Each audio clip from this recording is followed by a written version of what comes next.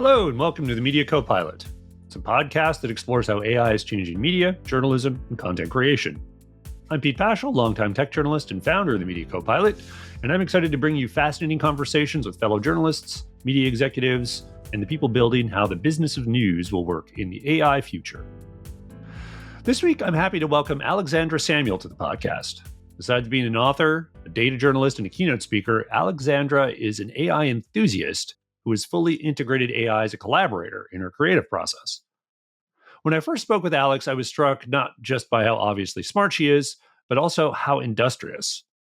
She's developed highly personalized methods to upgrade her productivity with AI, and I honestly wanted to have her on the show so I could steal some of them. She's in the middle of writing a new book about the current information overload and how people might benefit from the ways neurodivergent individuals cope with the world to help make sense of it all. Also, if she continues writing at the pace AI has empowered, cranking out 50,000 words in a little over a week, she'll be done in a few days. She and I get into the weeds on using AI as a writing assistant for sure, but you're going to want to listen to all of it, all the way to the end, where we zoom out and consider what it would mean for the media world to embrace AI to the extent that creators like Alex have. And of course, if you do enjoy the conversation, I'd encourage you to share it with a friend or a colleague, and I'd be grateful if you'd consider subscribing to the Media Copilot newsletter if you haven't already. It's links in the show notes. I also really appreciate it if you leave a rating and review. Any podcast app you're in, especially Apple Podcasts, those really do help the show get in front of more people. And last, check out MediaCopilot.ai for everything we offer, including AI training classes for media and PR professionals. Okay, here's my conversation with Alexandra Samuel, author and master of the AI-powered creative process. Alex, welcome to the Media Copilot. Thanks so much for having me.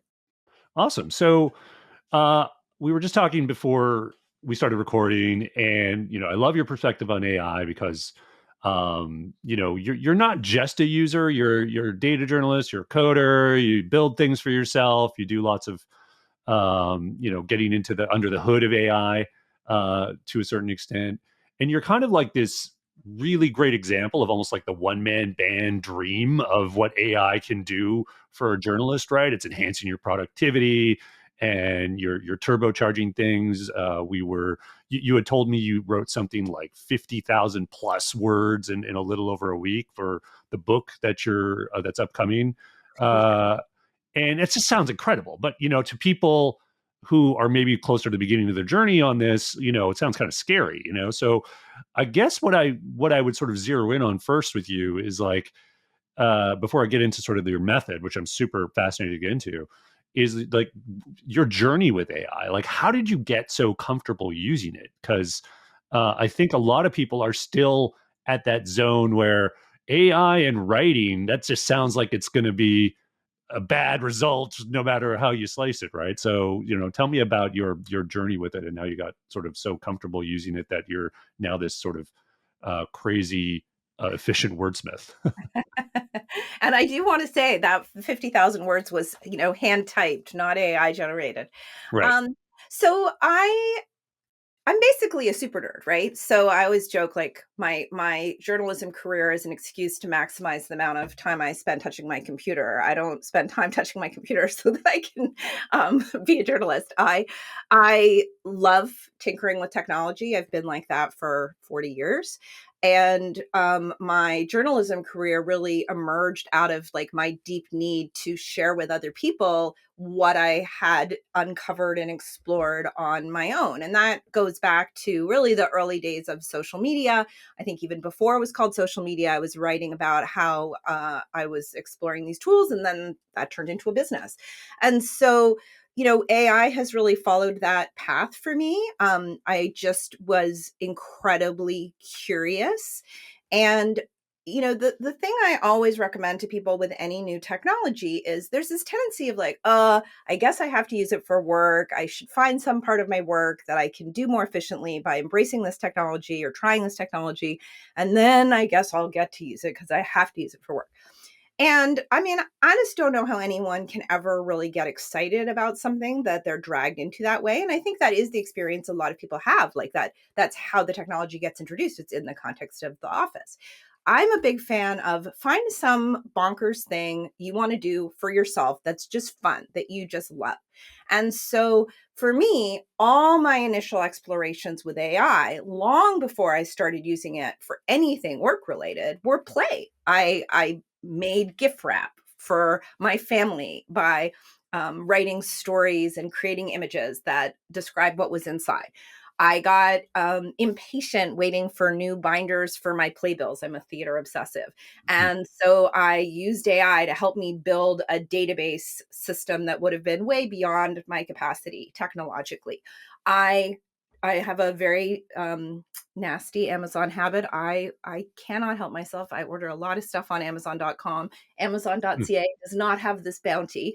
And it got to be such a pain to bring things back across the border. I live in Canada, that I used AI to build my own system for keeping track of my Amazon purchases and bringing them back. So, like, none of these things are things that, pay the rent or are part of my day to day work. But a lot of them have found their way into my writing. And really, it's how I built the skills, was by having fun with it. So yeah, it sounds like your advice is find a thing in your life that may be separate from your writing, or around what you do, that's a repeatable thing that you think, if only I could apply some either automation or some intelligence to this, I guess, and then Yeah. see how that can improve, I guess, when you do that. I think, and especially like look for the things that you're like, oh, I've always wished I could do dot, dot, dot.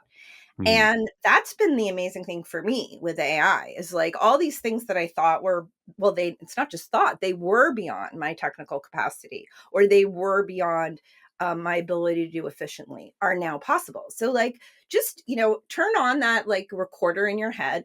And from now on, whenever you catch yourself thinking, oh, if only I knew how to do data analysis, I could write that story. If only I knew how to code, I could create this app that would lock my kids out of YouTube. Well, you'd be amazed at what you can do. Just literally like keep the running list, keep it written down, and then start. The amazing thing about AI is it's the first technology that's self-documenting. So you're like, I don't know if AI could help me lock my kid out of YouTube. I'll ask the AI. Hey AI, how could you help me lock my kid out of YouTube? Yeah, it's funny. AI is kind of becoming the Google, and kind of literally the Google in a lot of ways, which we can talk about Mhm. later. But the idea that took a while, I think, for a lot of normies to sink in is whatever you need to know, just Google it. Right. And that's obvious today to anybody. But it is surprisingly, like, sometimes someone's like, how do I do this? And then there's that joke website, let me Google that for you, that I would give I people 10 or know. 15 years ago. Still kind of handy sometimes.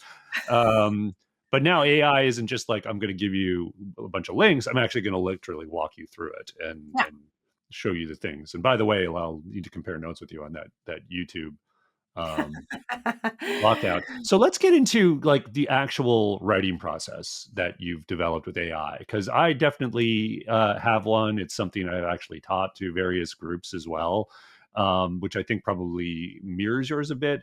But I think, to your point that you said earlier, all the words that you wrote were your words. They all came Mhm. out of you. Um, but that the AI was there as kind of, well, how would you describe it? An assistant, a coach? What's it doing? And give me some examples of ways you would prompt it to Yeah. keep you going and get that productivity out of you. Yeah. Yeah, it's sort of, I'd say, research assistant, coach, and sounding board. And what I should say, I guess, is, to begin with, I am somebody who has a fortunate ability to generate a lot of words in a day. It's not unprecedented for me to write 5 or 10,000 words in a day. What I didn't know was, I set myself this 10-day window, 2 weeks with a weekend in the middle, when I was going to try and write a first draft of every chapter in this book I'm working on. And I knew I would have some days where I could write, something chapter-esque, but I wasn't sure if I could sustain it for 10 days. And AI was the thing that made the difference. And it made the difference in a few ways. The first is, the research piece. Now, part of the reason I set myself this window is because I have like deeply fallen down the rabbit hole of AI enabled research.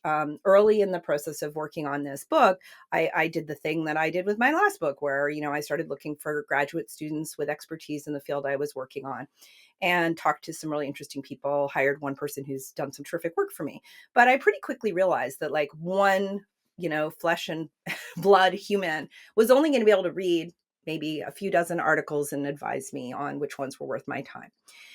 An AI, has the sky's the limit.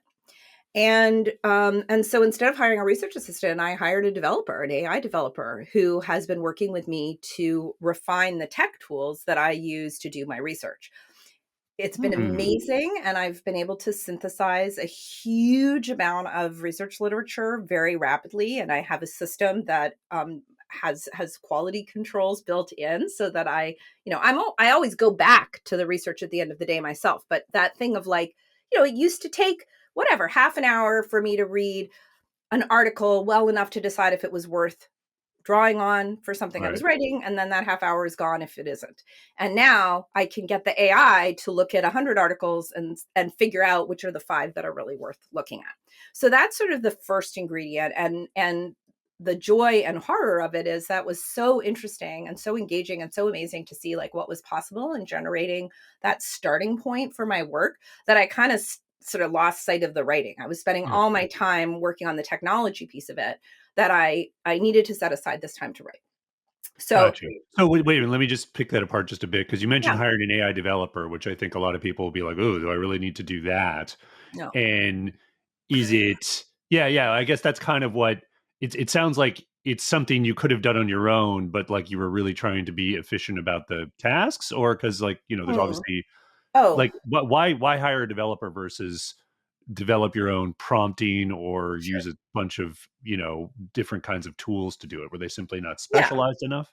Yeah, well, I mean, uh, I was just getting frustrated by the limitations of Notebook. Google Notebook LM is definitely what Right. I would use otherwise.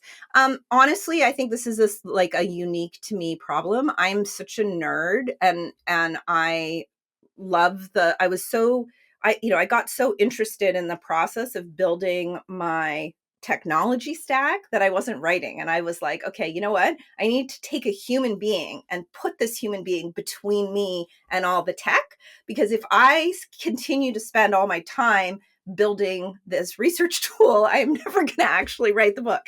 So Yeah. the human was kind of like, a way of continuing the work on the tools without it being too distracting for me. But no, normal people do not need to do this.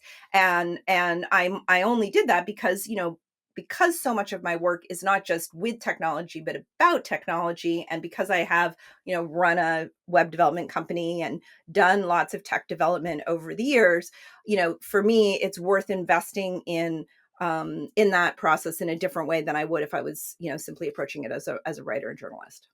Gotcha. So you have this tool, you have someone helping you develop it, and now you're focused on the writing. Yeah, And then, take me through like a typical day or a typical interaction of like, okay, you're writing, you're banging out your sure. draft.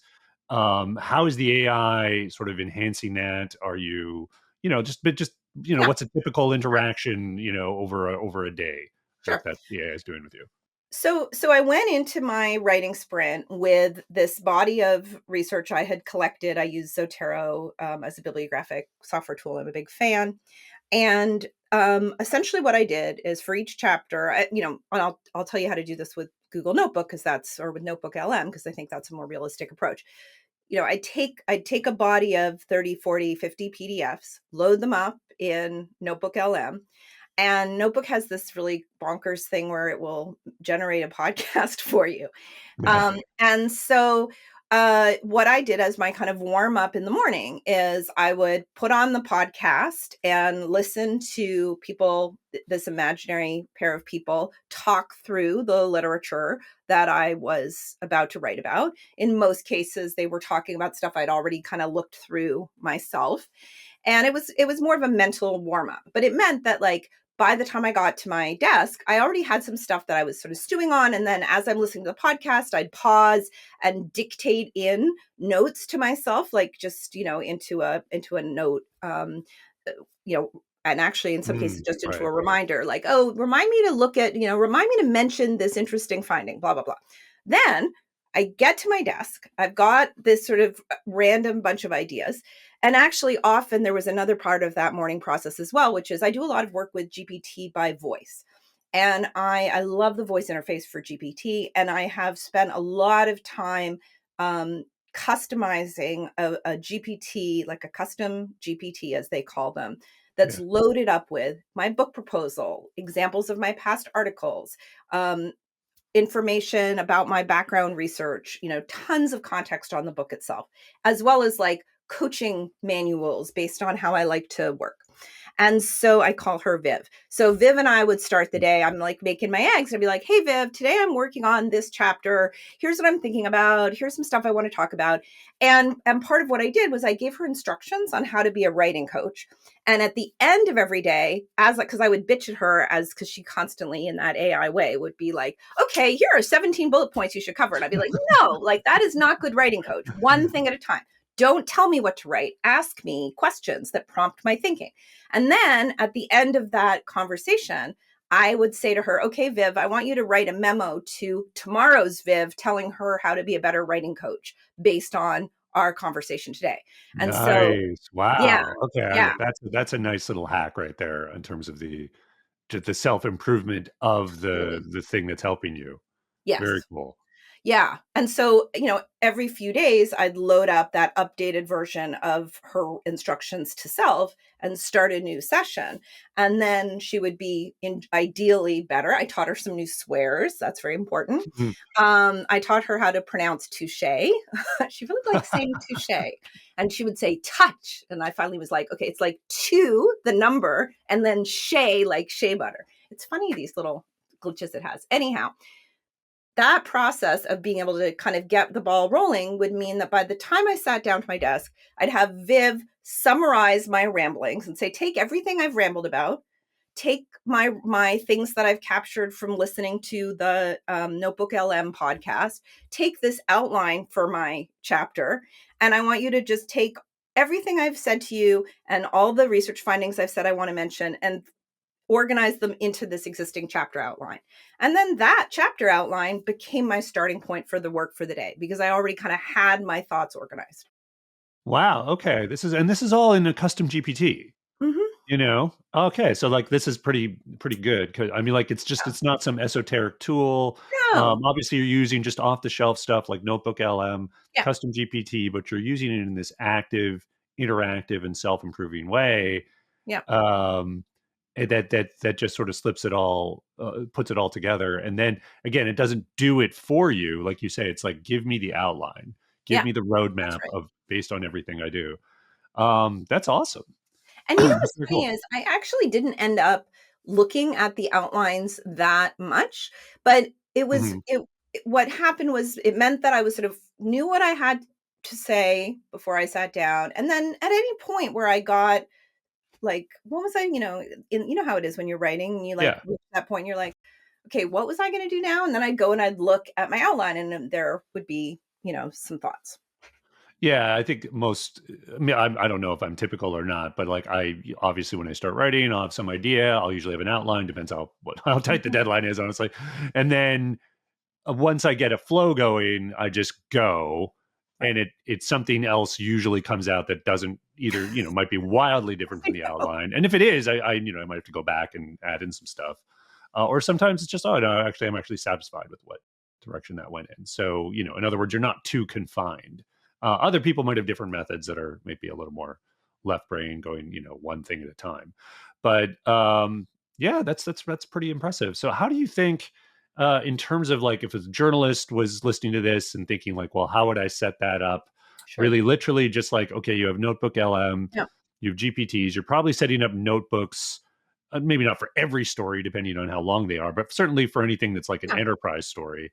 Yeah. And then, setting up with all your documents, uh, starting with that audio podcast, Yeah. and then just sort of get your mind going. giving it some verbal notes, and then away you go with Yeah. whatever custom GPT you have, or maybe that's optional. I don't know. Well, I don't think that I think the custom it would drive me totally nuts if I weren't working with a customized version. And I think there's a couple pieces here Yeah. to note. So one other piece of the Notebook LM functionality, I mean, it's not the podcast is its like fancy trick. But fundamentally what it is it takes this collection of PDFs and it lets you chat with them and ask questions. Now, again, like any AI, it's prone to hallucination, but what's nice is when it Mm. tells you what's in the research literature, you can go and see that article immediately and see if it's accurate. And part of why that works sort of synergistically with the podcast is, if you think about that daily workflow, it's like I start by listening, then I kind of ramble into my custom AI. It gives me back my outline. Then I am sitting there 3 hours later and I, see in my outline, I had this note, to talk about, differences in how people process auditory information. Mm. And I'm like, um, this note I've left myself, is there really a significant difference between individuals, in this regard? Let me go and find that place in the literature and see. And it used to be that going from like I've got a scribbled note to where the heck did I find that is a big process. But because Mm. I had not just a notebook for every chapter, but a notebook for every subsection in each chapter, I immediately knew where those sources were collected. I would go to my notebook and, use the chat interface to say, where did I have, which article talks about differences in auditory information processing? And then bam, I would be back at the source. And I mean, and this is where I will say my own, investment in tech has had a role too, because I also had Mm. my own system for summarizing articles with AI that I refer to at some of these points. But fundamentally, the ability to query your own Yeah. research materials in real time is really powerful. And I think that, if I were going to make a recommendation for folks as a starting point, taking 10, 15, 20 PDFs, academic articles, whatever materials you're using. And I think it does pay off more when you're working with, if it's 10 newspaper articles, you can just read them. But if Yeah. it's 10 academic articles, that's a lot of paper. And Yeah. so having them enough in a notebook where you can query them is hugely helpful.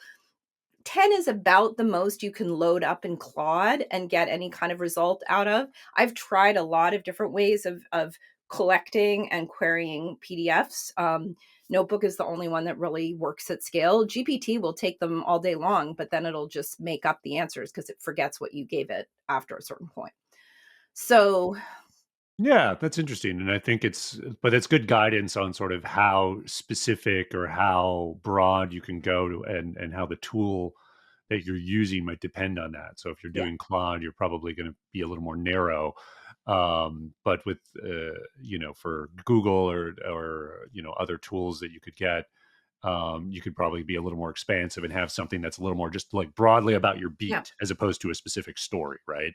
Well, Um, I yeah, I guess don't that's know. kind of where you might sort of like have to sort of think about um, how you're applying that sort of trained AI, I guess as we're talking about Yeah. in at different levels. Yeah, I Um, mean, this is why it pays to have, like, a custom GPT or a Claude project rather than just, like, a notebook by notebook, because, to be yeah, honest, I don't know any platform that will allow you to, like, load up enough context on your field for that AI to be useful over many sessions, and I think this is one of the places where yeah, GPT in particular can be misleading. You can continue a GPT conversation virtually forever, but it starts throwing things out the window at a certain point. yeah, It of doesn't course, have an infant, whereas Claude is very transparent. When Claude's brain is full, it tells you, and it's like, yeah. we're done, got The to start a new progress bar is conversation. nice there. Yeah, that was a smart Yeah. thing. And so I think because of those limits on the context window on how much the AI can keep in mind, where beat reporters can benefit, or people with a specific area of expertise can benefit, is you kind of have to do a two-step. You have to start by using something like Notebook LM or a series of AI conversations to build up a sort of a body of knowledge that you regard as the essential knowledge in your field. And then that becomes a knowledge file that you give to a custom GPT that you put into a Claude project. And that is your trusty Mhm. sidekick on future Yeah. stories. And part of that is about giving it instructions of like, I never write a story without, quotations to back up every point, or Mhm. I use these kinds of experts and not those kinds of experts. That's the kind of thing that once you give the AI that context, then you get some efficiencies by being able to use it for one story after the next. Nice.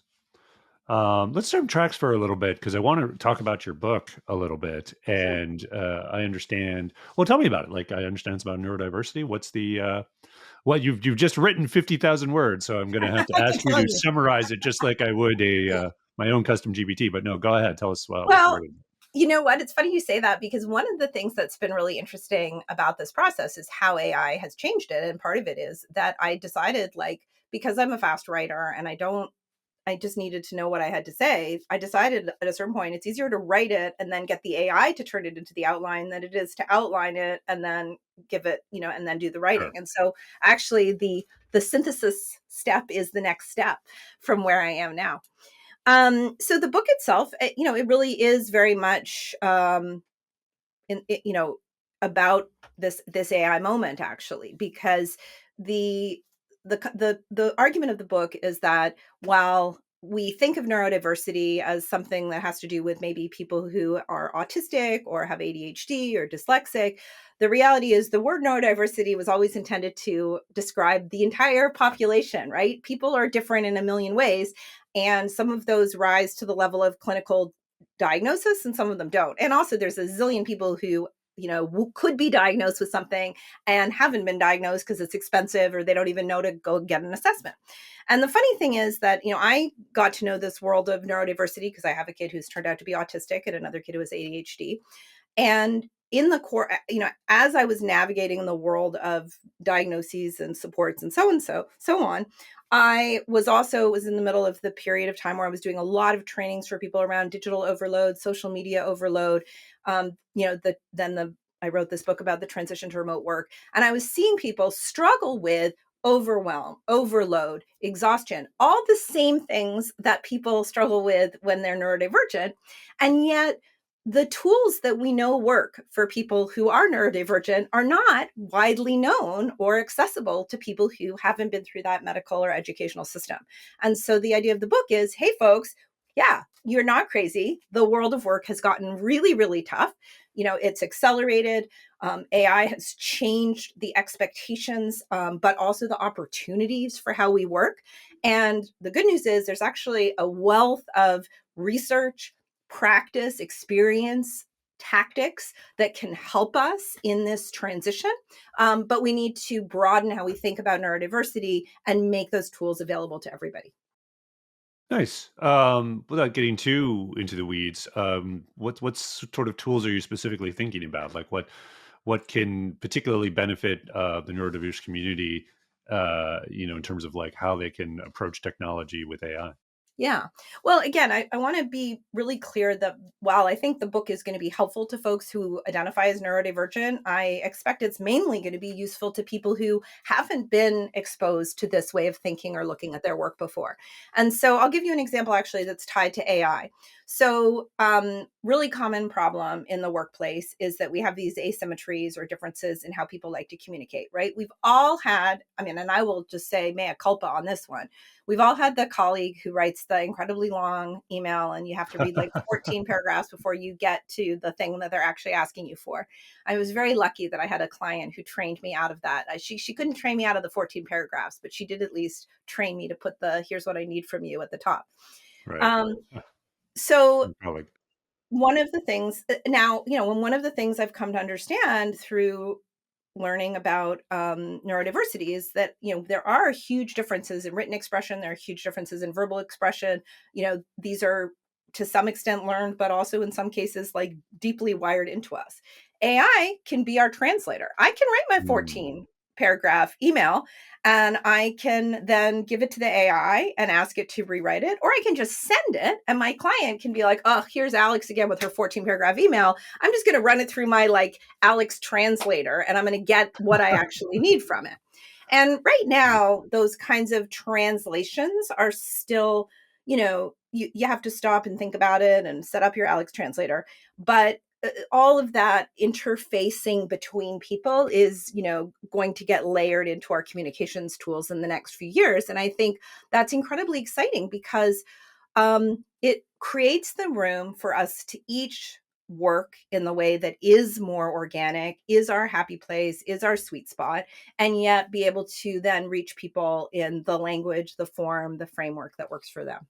It's funny. I'm sort of talking about AI as this intermediate layer sometimes in communication. I think back to one of the early sort of promo videos for Microsoft Copilot that this is before it was even a thing. And Mhm. it sort of showed like, kind of what you're talking about, right? You send an email, it's like, oh, summarize the email. Then it's like, now go write an email back. And then the email goes back, and then someone's like, okay, take that and turn it into bullets and then turn it into a PowerPoint. Yeah. And the AI is just doing all this. And I'm just like, is anyone doing work? Like, is this, or why are It the is humans work, here? It's right? like, Yeah. Well, there's an example I love to share. Um, I was recently in a situation where I had been working on a project for several months and we were bringing a new person onto the team. And so I did the thing that I always do in that circumstance where I'm like, okay, I don't have it in me to like, I don't want to bring you up to date on 3 months. I'm just going to forward her the email threads. There were like 3 email threads that had the majority of the, conversation in them. I forwarded them to her. I'm like, here you go. This is what you need to know. And no sooner had I said hit send, and I was like, oh my God, this poor woman, like, how is she going to make sense of it? So I went, opened a chat window and I said, you're creating a summary to bring a data analyst up to speed on this project. Here's the things the summary should cover, which I knew because I'd already been working on it. And here are the 3 email threads that contain all the messages in the background. Please write the summary. It generated the summary. I, knowing what she needed to know, was able to look at the summary and say, oh, that nuance isn't quite right. Oh, it missed this one really important point. But it took me 10 minutes to mhm. take 3 months of work and turn it into a really effective briefing note for her. If I had just sent her all the messages and left her to it, it would have taken her 2 or 3 hours to read through them, and she still wouldn't have really understood what had happened.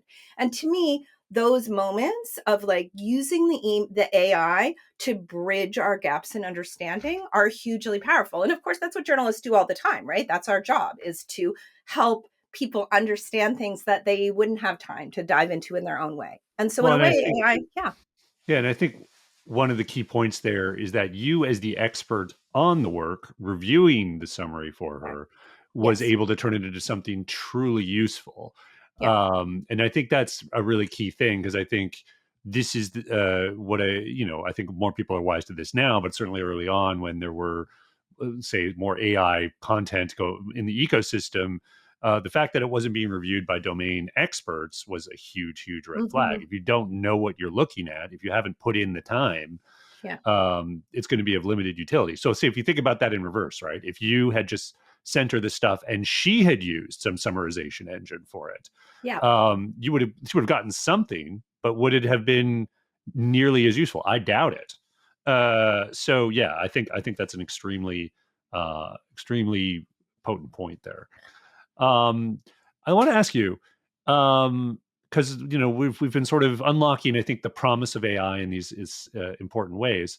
If you had advice for journalists applying AI to their work, what is, apart from letting it actually write for you, what is the one thing you would say is the biggest danger or mistake in Oh. applying AI to the journalistic process? um, I'm sure there are mistakes people make in using it that go beyond using it to do their writing for them. And obviously there's the mistake of trusting content that isn't accurate. Um, but to be honest, the mistake I see people making way more often is to discount it. I Mm, hear people say all the time, like, oh, it's, way too prone to hallucination. It's not a good writer. It isn't useful as a sounding board. Um, to me, those are all statements. Those aren't statements about the AI. Those are statements about the user. Those statements mhm, are, I haven't figured out how to use this to generate useful content. I haven't figured out how to solve or recognize hallucination. I haven't figured out how mhm. to customize an AI in a way that's a useful sounding board. So to me, like the challenge I would give anyone using AI, not just journalists, is that whenever you find yourself saying, oh, the AI just can't, that is like flashing red light. Right. The AI just can't is actually your invitation to try it in a different way. Try a different tool, try a Mhm. different prompt, try a different strategy. Nice. Yeah, I think that's really good advice. I think there's a lot of skepticism that's understandable and deserved about the technology, but I think that often for some people sort of merges into sort of setting it up for failure, right? It's almost like Yes. they want AI to just go away and go back to the way things were, and that's just never going to happen. Obviously, this is not a fad; it's here. It's why I created my business. Yeah. We've got to figure this out because it's going to be a huge part of the ecosystem. Speaking of which, so as AI becomes more embedded in just how people get information, we're having sort of these summarization engines now being applied to journalism broadly. This is just something I think about all the time in terms of just getting information. And I guess I would ask you to, in terms of how you're using um, AI to just get the information you need from sort of the world in your book. And I know you're doing papers and whatever, but I don't know. As you think about this, almost this abstract layer of AI on top of everything, like what is going to happen to sort of the way people get information and our ecosystem, like the just overall integrity of it. And sorry, I know it's a big Oh, it's question, but just, I kind of think about yeah. uh, something like, just to zero in on something that why I'm sort of asking this. The Apple Intelligence is, as we're recording this, is Yeah. fairly recent, right? And so like this is now on phones, and one of the things Apple Intelligence does, it's sort of summarizing these notification piles that you have, right? And Yeah. some of those notification piles are news, Yeah. and it's getting some stuff wrong.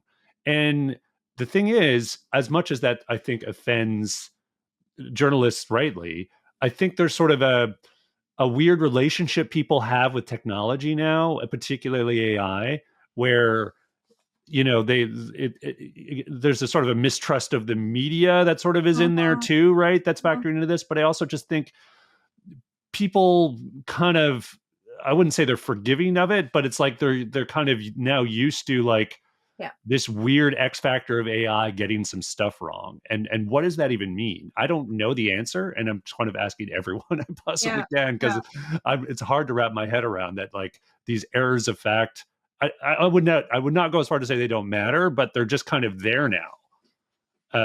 Anyway, big question, Yeah. throwing it out to you. Well, I mean, I think like a lot of folks who were very engaged in the transition to social media. I mean, I started an agency in 2005 that you would now call a social media agency, but the term hadn't even been invented yet. And when we started it, we were building online communities for different kinds of social, mostly socially and environmentally motivated organizations. And we just thought this was going to be like the greatest thing. And I had already been working in, what we called e-democracy research for almost a decade at that point. And e-democracy, we were all like, oh, the internet is going to make democracy so much richer and more participatory. And then social media is like, Sorry. social media is going to make media so much more richer and democratic. And like, holy cow, like, I really do feel like fool me twice, shame on me, right? And so I Exactly. mean, again, I think one of the challenges we have with these technological turning points is that the people who are running ahead are by definition like people like me, people like you who really enjoy technology and get excited by it, right? And what has been really very interesting for me to watch is that so many of my friends from like Web 2.0 days, people who are early in social technology in the early 2000s, are we all have this, this feeling of like, oh boy, did we ever get that wrong? Like, we thought this was going to be so great. And actually, it kind of broke democracy. It broke the media. It broke family relationships. It made teenage girls anorexic. Like, there's a lot to answer for here, right? And so, and I was like a super evangelist of all those technologies. And so, um, part of what I would say is like, sadly, truth died a few minutes before AI arrived. Like, it wasn't like we were living in this healthy and vibrant media ecosystem. What we were living in was a world where you could choose which truth bubble you wanted to live in. And clearly, there are a lot of people who live in a truth bubble that I do not regard as in any way grounded in fact, in research, reality. But that was already here. And so now what we're just saying is, in addition to people on Fox News being invited to make up their reality, we are also inviting AIs to make up their reality. And personally, it doesn't really matter to me who's inventing the facts, whether it's a person or an AI inventing facts. The facts are equally invalid. And if somebody is believing stuff just because it appears on the screen, it doesn't really matter to me if they're believing stuff that's being fed to them. In fact, in some ways, I'd rather have it be fed to them randomly by an AI than strategically by a political communicator trying to foster misinformation. Yeah. That's all sort of really good points. I guess Interesting. what I'm sort of um most curious about, just sort of putting all the politics of it aside, it's more like, what is the tolerance almost of hallucinations in the ecosystem? You know what I mean? Because humans weren't perfect in the first place, obviously, but with these hallucinations, like, is there some level that the a journalistic exercise could somehow be Oh, comfortable with ever? oh, uh and because right. like, I look at, so like, another thing that just recently come out as we're taping this is Time AI. And I thought it was a very slick interface. I wrote about it in my Mhm. newsletter. I thought that it was kind of a very polished experience. But one of the reasons it's polished, it was clearly not doing these summaries that it does Yeah, on the fly. They were clearly yeah, like sort of human approved summaries, even if AI invented yeah. them. And so that to me is like, okay, that's fine, but that's not going to scale. And if you want to scale this in a real way, you're going to have to accept that at sometimes it's probably going to get something wrong, even if you tune the hell out of it so it's rare. Would that ever be acceptable to a publication? I don't know. Maybe we're I maybe. mean, I think, look, the hallucination problem, it's not clear to me. I mean, it seems like it's getting better. I have certainly in my, this is really why I invested in my own AI research stack, is I have some strategies for working with that are showing promise. Um, I think we have to remember that it's, again, not to dismiss the concerns about hallucination, but it's not like people always get everything right. Mhm. Newspapers have had retractions for as long as we've had newspapers, as far as I know. Um, and so, but see, there you go. That's me, human being making up information on the fly. Maybe I hallucinated that. Maybe But it retraction sounds was only by generally a, right. It right? sounds generally Exactly. right, and that's Like, what an AI does. It's generally right exactly. and gets some details wrong. Exactly. Right. So I think like there's a bit of pearl clutching. And again, I think it just comes back to like, it is really scary. It's like really, really scary to be in this moment of rapid change. It's scary because we don't really know what it means for our work. We don't know what it means for our, political, social ecosystem to have these AIs making stuff up. It's scary to think about massive potential unemployment. Plus, it's just like, I mean, again, this is part of the context for my book. It is a lot for our little, like, barely evolved human nervous systems to cope with the volume of information, the number of screens, the velocity of change. It's just a lot. And I honestly think we just need to acknowledge the overwhelm and the anxiety and the emotions that go with living at a moment of this speed. And yes, like change is, every human generation believes it's like the culmination of history and we're the ones going through the hardest stuff. But it is also true that the pace of change has accelerated visibly in our lifetimes. We know this. And to expect people to be sanguine about the consequences of things like hallucination, I just think we can't delude ourselves into thinking that this is a rational conversation about the risks and rewards of hallucination. It's an emotional conversation driven by our fear of change. Mm-hmm. That's a very good point. It sounds like your book will be a very useful tome in trying to process this ever-changing world. Do you have a title yet, by the way? I do, but I'm not allowed to say. Oh, you're not allowed to say? Okay, well, anyone finding this in the future, maybe we'll put it in the show notes. I do. I Um, have teased it in my newsletter, and I am sharing like little bits and pieces. The main thing I'm writing about, to be honest, in my newsletters these days is just because I'm using AI so much in my thinking process, in my writing process. We didn't even talk about the kind of clearing of writer's block, which for me is like, that's been the miracle. A lot of what I'm just writing about is like, here's how I'm doing the process. Because I feel like if I wait to write the book about how I wrote the book, it's, that's 3 years from now. I want people to know how to do this now. nice. Well, thanks for sharing a good chunk of that today. It's awesome. Where can people find you online so that they can read the rest of that story? Sure. AlexandraSamuel.com. And I write pretty regularly about AI and how AI changes the way we work and write for both the Wall Street Journal and the Harvard Business Review. Amazing. Well, Alexandra, it has been fantastic to talk to you. Thanks for sharing a lot about your process, talking about the big picture of AI, and just making some time here in well, I shouldn't say it's the holiday season because this is well after it when this is posting, but it's been a pleasure. It's been fun. Take care. Thanks for listening to my conversation with Alexandra Samuel.